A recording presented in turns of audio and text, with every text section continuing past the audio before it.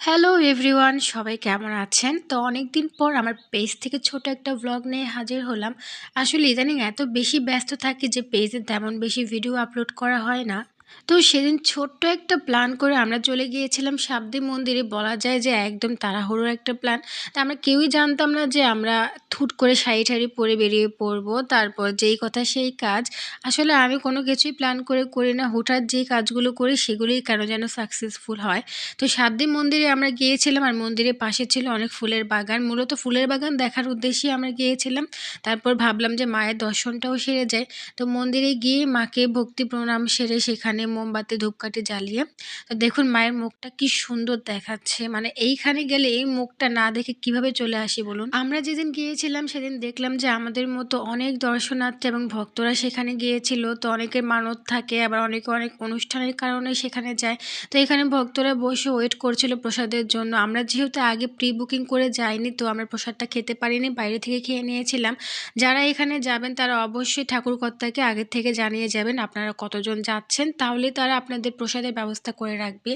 আর এইদিকে আমরা একটু ছবি তুলছিলাম, ভিডিও নিচ্ছিলাম, মন্দিরটা ঘুরে ঘুরে দেখছিলাম। আর মন্দিরের পাশেই ব্রহ্মপুত্র নদী শাখা বয়ে গিয়েছিল আর জলগুলো এত সুন্দর ছিল নদীর, মানে একদম স্বচ্ছ।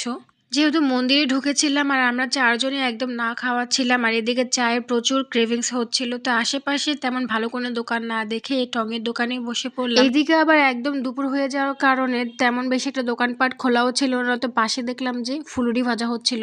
এখানকার মানুষ নাকি এটা খুব বেশি খায়। তারপর আমরা চলে গিয়েছিলাম ফুলের বাগান দেখতে। তো যেই দেখলাম যে কাঠগোলাপের বিশাল বড় একটা বাগান। যেহেতু কাঠগোলাপ আমার অনেক বেশি পছন্দ, সেখান থেকে বেশ কয়েকটা ফুল কুড়িয়ে নিলাম। তারপর আশপাশটা দেখতে দেখতে প্রত্যেকটা ফুল সবার কানে একটা করে গুঁজে দিলাম। আসলে আমি অনেক বেশিই পছন্দ করি এই ফুলটাকে। তারপর বান্ধবীদের সাথে একটু ভিডিও নিচ্ছিলাম কানে কাঠগোলাপ গুঁজে দিয়ে। আর সেদিনের ওয়েদারটা ভাই এত বেশি সুন্দর ছিল, একদম ঘোরার জন্য পারফেক্ট একটা ওয়েদার ছিল। যেমন বাতাস ছিল তেমন বেশি একটা রোদ ছিল না। তারপর আমরা চলে গিয়েছিলাম ফুলের বাগানের ভেতরে। তো এখানে হচ্ছে ৫০ টাকার টিকিট করে আপনি ঢুকতে হয়, তবে আশপাশ দিয়ে ঘুরলে আপনার তেমন টাকা পয়সা লাগবে না, তো আপনি ফ্রিতেই ঘুরতে পারবেন। তো আমরা চারপাশ দিয়ে ঘুরছিলাম আর ফুলগুলো দেখছিলাম। এত এত ফুল যে সবগুলোর নামও আমি ঠিক করে বলতে পারবো না। আসলে ফুলের সিজন একদম চলেই গিয়েছে বলা যায়, তো তেমন বেশি একটা ফুল ছিল না। তো আসার সময় আমি আর আমার বান্ধবীরা মিলে কয়েকটা ফুলের চারাও কিনে এনেছিলাম।